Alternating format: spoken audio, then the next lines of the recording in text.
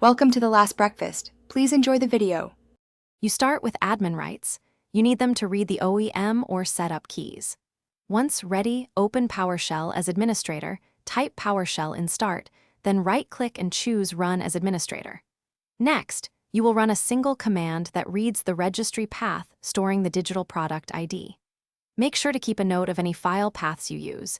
You will export the value for safe reading and to avoid mistyping when converting later.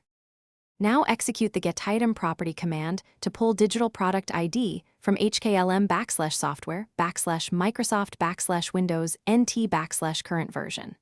Once done, redirect the raw binary to a file using outFile_producted.txt so you don't lose bytes in the console.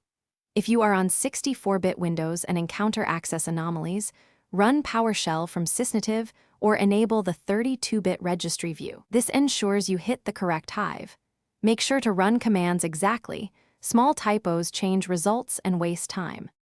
Finish by decoding the digital product ID bytes into the familiar 5x5 product key format using a short PowerShell conversion script. You can paste the bytes into that script and run it locally. After you get the key, store it securely, for example in an encrypted password manager, and then validate it in Settings Update and Security Activation. If nothing appears, make sure you checked the correct registry hive and try reading the BIOS.